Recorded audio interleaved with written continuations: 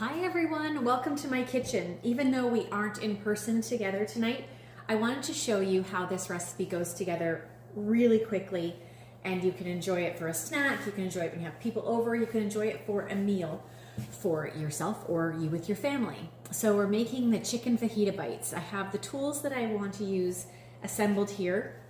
I'm just going to walk you through it. I will send you the recipe as well, so a link to it so you can take it and make it for yourselves. So we're going to start with getting our chicken prepped. So I actually have some leftover chicken here, and I'm going to use the electric twist and chop, which is this small appliance here. We've nicknamed it Ringo. I love, it's simple. It's got two functions. It's got pulse and it has on off / off.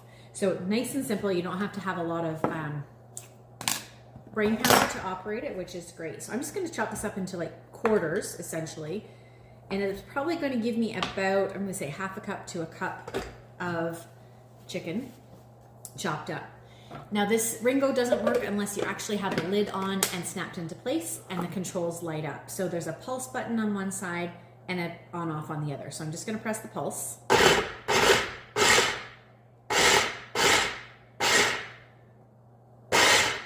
There we go. That's my chicken chopped. How quick and simple is that, right?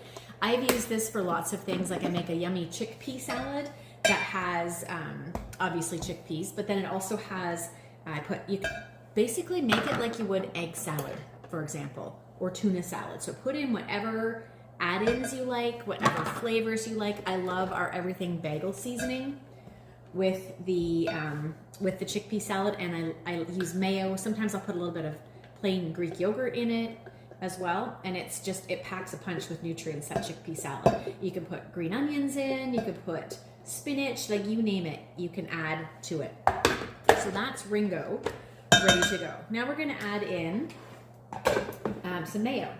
So you want something to bind it all together. I have about a quarter of a cup here. I'm really just estimating because I am doing a smaller version of the recipe. And this is the measure all cup that you're going to use. It's good for anything sticky, goopy, anything like that. I'm using the Everything Taco. I'm using the Everything Taco. Sometimes I'll use Southwest, sometimes I'll use chili lime. It really just depends on what we want to do with that. And we're going to add in some cilantro and green onions too. I just remembered I forgot my green onions.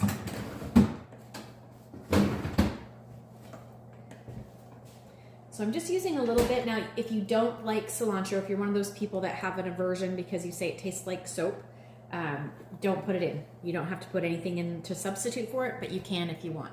So I'm going to get this chopped up here for me. There we go.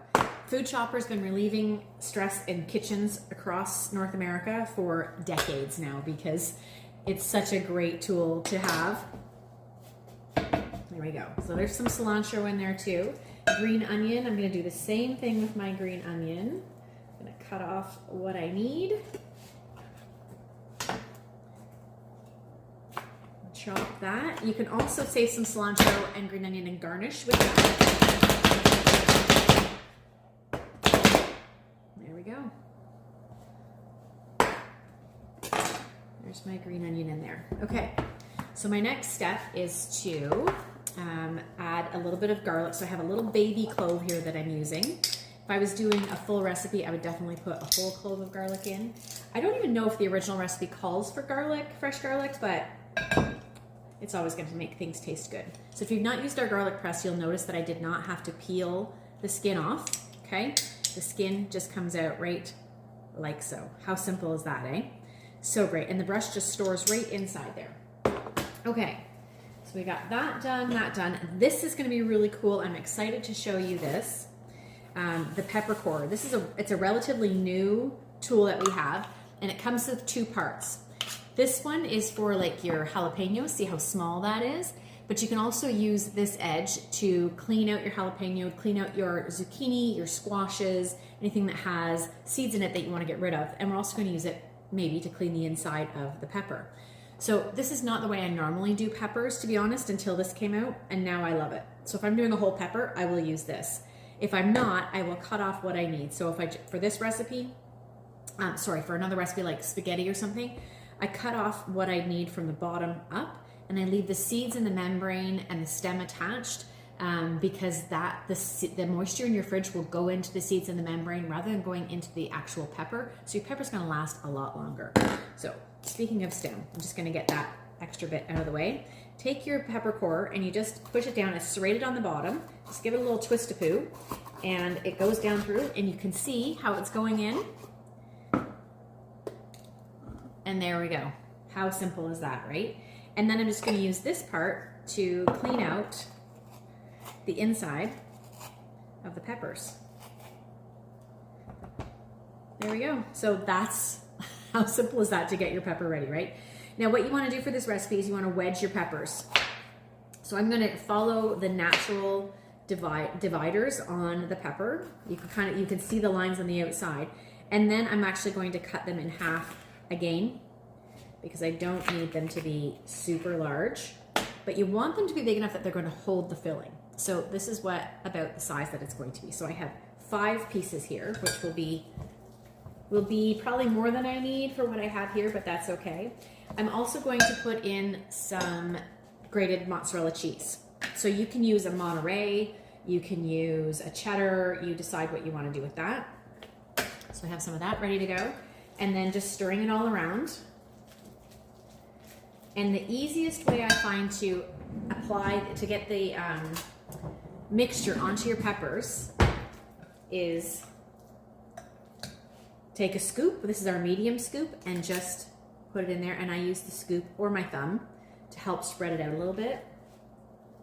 And that's a lot easier to do it this way versus trying to pour it out or use the mix and scraper, the small mix and scraper to distribute the mixture onto the peppers, because it's nice and compact, it's controlled, so you're going to make less of a mess. So it's going to make your cleanup easier, and it's going to make your assembly easier as well. So what I'm going to do with this is I have my air fryer, Daphne the deluxe air fryer, preheating right now on the upper oven to stone bake. And what I'm going to do with that is pop my Hearthstone in there and let it bake up. Now, here's the cool thing about this recipe is you can actually take your mixture and you can turn it into a dip instead of serving it on this. It's great with chips. It's great with all kinds of yummy goodness. Now, because I have discovered that I hate to waste food, so I'm going to scrape out my bowl completely. These scrapers, look at this. You can hardly tell that I had a mess in here a couple of seconds ago. They will leave nothing in your bowl. So if you're a bowl licker or you have a bowl licker at home, give them the scraper in the bowl and they'll be so happy because they'll get every last little bit out of the bowl. You just arrange your peppers on your stone like so. Now, if you have extra pepper, you can chop it up and sprinkle it on top with some extra cheese. The other cilantro that I'm going to add will be after it bakes, because I already have cilantro in my chicken mixture, so it'll just be a nice fresh addition to that. And there we go.